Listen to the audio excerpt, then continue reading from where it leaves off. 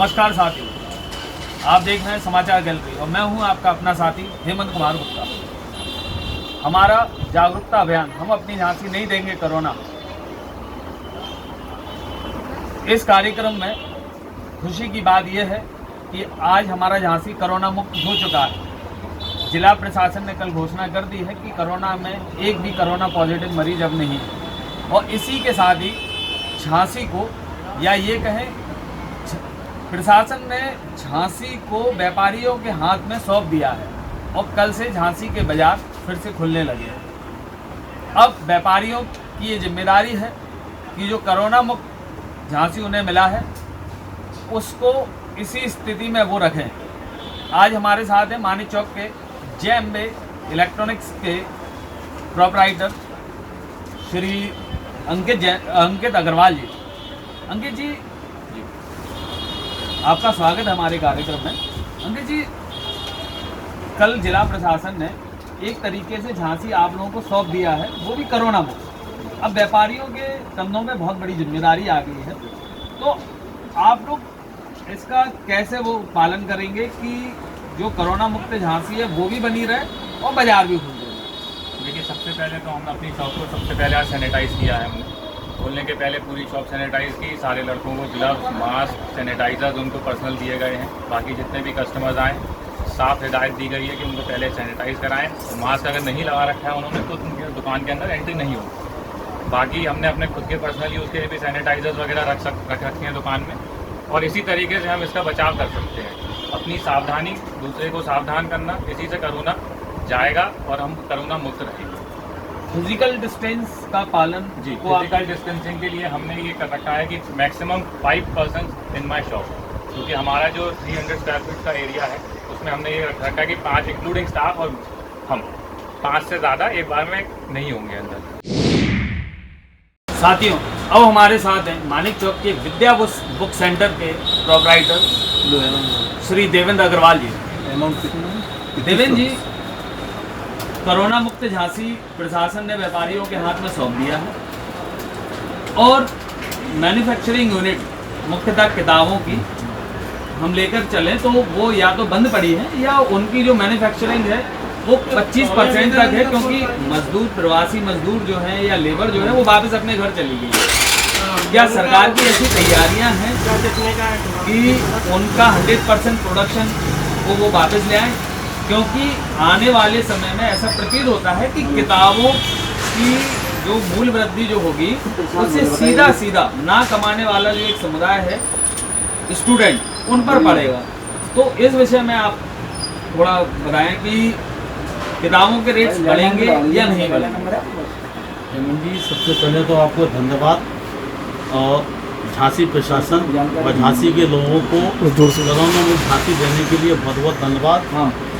आज के समय में बिल्कुल 100% सत्यता बात है ये कि अगर मैन्युफैक्चरिंग यूनिट गवर्नमेंट के द्वारा बहुत जल्दी चालू नहीं की गई तो वाकई में एक बहुत बड़ा हमारा समाज जो है, जो कभी भी देखा है या उससे ऊपर भी अगर है, अगर उनको किताबें उपलब्ध नहीं होंगी तो निश्चित ही महंगाई बढ़ेगी और बढ़ रही है, जिससे लोगों को काफ़ी प्रभावित हो रहे हैं और होंगे। इसलिए मेरा आग्रह आपके माध्यम से, आपने बड़ा अच्छा प्रश्न किया कि गवर्नमेंट को बहुत जल्द मैन्युफैक्चरिंग यूनिट तैयार करना चाहिए।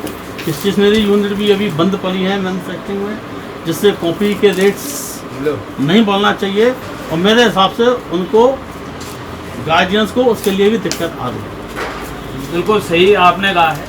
हालांकि किताबें कक्षा 1 से लेकर 8 तक सरकार फ्री देती है, लेकिन उसके बाद की किताबें खरीदनी पड़ती हैं, स्टेशनरी खरीदनी पड़ती है, कॉपी खरीदनी पड़ती है। अगर इनकी मूल्य वृद्धि होगी तो उसका कहीं ना कहीं प्रभाव स्टूडेंट की पढ़ाई पर पड़ेगा ही।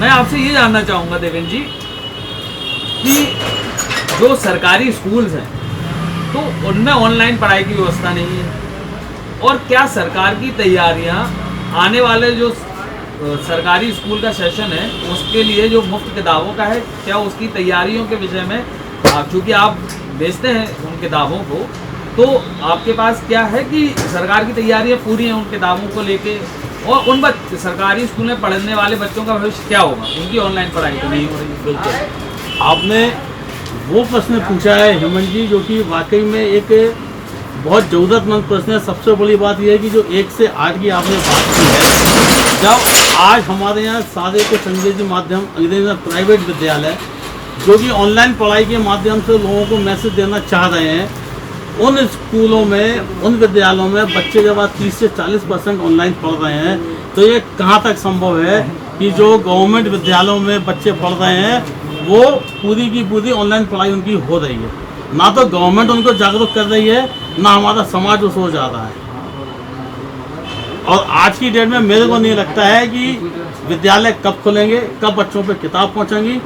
जो बच्चे गवर्नमेंट स्कूल में पढ़ते हैं, मुझे उनका भविष्य बड़े अंधकार में धन्यवाद देवेंद्र जी हमारे साथ विचार साझा करने के लिए। बहुत बहुत धन्यवाद हेमंत जी, और आपको बहुत बहुत साधुवाद कि आप ऐसे ही झांसी में लोगों के विचार लेते रहें और हमारे प्रशासन को जगाते रहें। बहुत बहुत धन्यवाद। साथियों, अब हमारे साथ हैं शहर मानिक चौक में सत्यम शूज के संचालक श्री जय टहलियानी। जय जी, आपको हफ्ते में 3 दिन दुकान खोलने की छूट है, शोरूम, और अगर इसको कैलकुलेट किया जाए तो महीने में 12 दिन। अगर जिस प्रकार लॉकडाउन बढ़ा है, इसी प्रकार से ये प्रक्रिया भी दुकान खोलने की बढ़ी, तो महीने में 12 दिन आपको दुकान खोलनी है। और आपके यहाँ जो लेबर काम करती है, उनका एक मिनिमम लेबर जो मानदेय है वो लगभग सरकार ने 6,000 रुपये तय कर रखा है। उम्मीद है आप भी वही देते होंगे। तो इस परिस्थितियों में इतनी लेबर को आप जब पैसे देंगे, तो आपको नहीं लगता है कि एक आर्थिक दबाव आपके ऊपर आएगा? देखिए हेमंत जी, मेरा इस विषय में ये मानना है कि आर्थिक दबाव आएगा, पर अपन को साथ के साथ ये भी देखना है कि जो लेबर क्लास है, ये सब चीज़ें अपने देश हित में हो रही हैं। ये सारी चीज़ें देश हित की है। प्रधानमंत्री जी ने योजनाएं निकाली, जो भी चीज़ें उन्होंने अपन को कंडीशन दी है, प्रशासन ने कंडीशन दी है कि इस तरीके से अपन को काम करना है, पर ये सारी चीज़ें अपन के फेवर की है, देश के हित में है। तो अपन को सबसे पहले उसको ध्यान देना है। अपन लोग एक व्यापारी हैं, अपन ने पैसा कमा रहे हैं, चला रहे हैं, अपना घर चल रहा है, पर लेबर वो सब अपन के ऊपर डिपेंडेंट है। अपन लोग एक कस्टमर पर डिपेंडेंट रहते थे, अपन के यहाँ कस्टमर आता था, बट उनको एक फिक्स इनकम है, उनको अपन ही से उम्मीदें हैं, अपन को उनका साथ नहीं छोड़ना चाहिए, अपन को उनका साथ देना पड़ेगा। और व्यापारी भाइयों से भी आपकी क्या अपील रहेगी? देखिए, जो आपके विचार हैं, जी, उसके अनुसार आप क्या व्यापारी भाइयों से अपील करेंगे लेबर के लिए, या जो श्रमिक उनके यहाँ काम कर रहे हैं? मेरी सारे व्यापारी भाइयों से ये उम्मीद है, किसी भी अपने लेबर को छोड़े नहीं, किसी को भगाए नहीं, पैसे के चक्कर में किसी को परेशान ना करें। आपसे जो बन पड़ा है आप उसकी करें। छोटा व्यापारी है, छोटे हिसाब से करे, बड़ा व्यापारी है, अपने हिसाब से करे। ये लोग आपके परिवार, उनका पूरा परिवार आपके ऊपर डिपेंडेंट है। तो आपको अपने कभी भी किसी लेबर को छोड़ना नहीं चाहिए, ना उसको आगे छोड़ना, आपको गलत हो रहा है। एक प्रकार से ये देश सेवा कहलाएगी। जी जी, देश सेवा बिल्कुल है। और क्या अपील करना चाहेंगे, जो कि प्रशासन ने आपको ढील दी है, तो और व्यापारी भाइयों से आप क्या कहना चाहेंगे कि जो आप लोगों को ढील मिली है व्यापार के लिए, तो आप एक मैसेज दीजिए अपने व्यापारी भाइयों के लिए। देखिए, मेरा मानना ये है कि जो प्रशासन ने अपन को ढील दी है, अभी तक हर व्यापारी परेशान था पिछले 2 महीने से कि दुकानें बंद हैं, भले ही हमें 1 दिन की छूट दी जाए। हफ्ते में 3 दिन की मोहलत मिली है, बहुत है वो। आप लोग उसका कायदे से पालन करें। व्यापारी, अगर आपका दिन नहीं है दुकान खोलने का, तो आप बाज़ार में ना निकलें, सोशल डिस्टेंसिंग मेंटेन करें, दुकानों को सैनिटाइज करें, हर ग्राहक का ध्यान दें कि कौन ग्राहक मास्क लगाया है, नहीं लगाया है, अपने घर में अपनी शॉप पे सैनिटाइजर्स रखें। सबको इस तरीके से पूरा ध्यान रखें। स्टाफ को नीट एंड क्लीन रखें। हर कस्टमर को यूज़, जैसे हमारा फुटवेयर का काम है, तो हम कोशिश रहेगी कस्टमर को फुटवेयर ट्राई ना कराएं। आपको, हमें भी अंदाज़ा है कि किसको क्या साइज़ आना है, हम उसको पसंद करा के दे सकते हैं, हम उसको ट्राई करने नहीं देंगे। अपने विचार हमारे साथ साझा करने के लिए हमारी पूरी टीम की तरफ से जय जी आपका बहुत बहुत धन्यवाद।